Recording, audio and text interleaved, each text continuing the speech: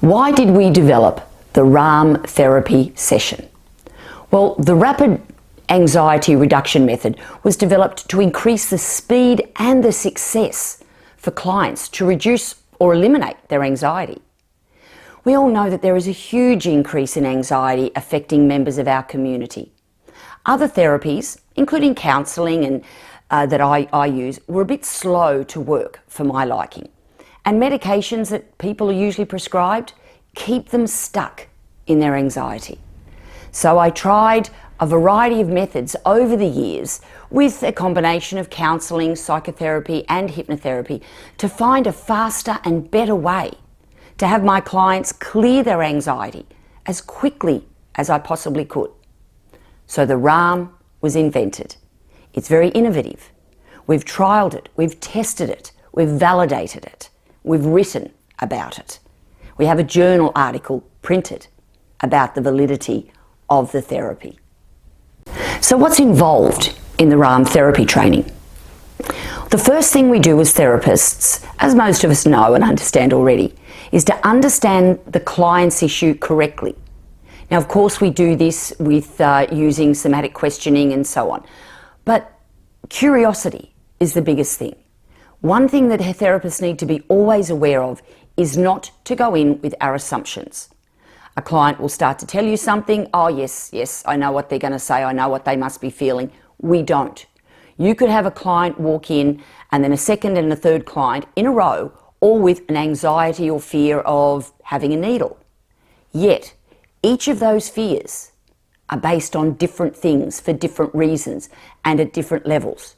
So we have to make sure that we keep our understanding and our curiosity wide open for every client.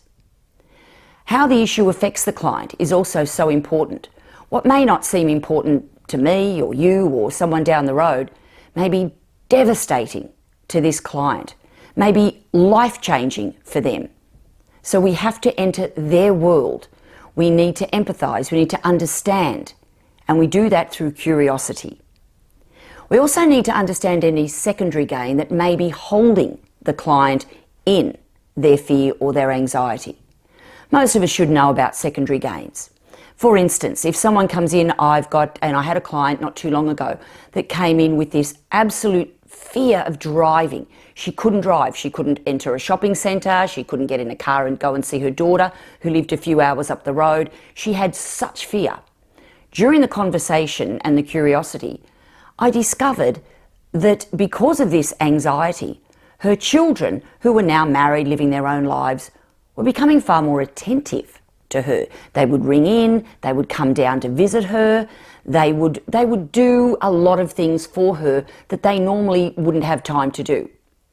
So her secondary gain was her children were attentive. So we first addressed that issue, as you do in a therapy session. After a short time, she became quite clear that, no, you know what, I really do want this issue gone. I want to feel strong and empowered that I can drive to my daughters and see my grandchildren play their soccer games or their football games. And one had a netball game coming up, a big one. And she wanted to really participate in that and be there for them.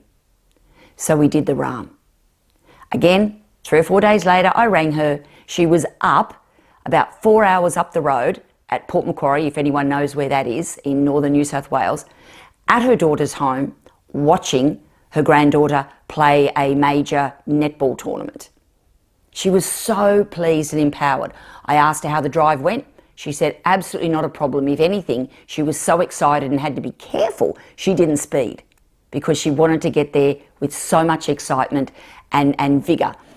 I asked her how she felt going into shopping centres now, and she said, funnily enough, on the way up, she called into a shopping centre, went into a major shopping centre, bought a cake and some gifts for the children, got back in the car and kept driving.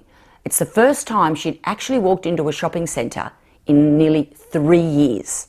So she was ecstatic. These are the things that we need to find out from our clients before we do the RARM to make sure that there's no secondary gain that is going to hold them back. We need to know what's involved in their anxiety issue.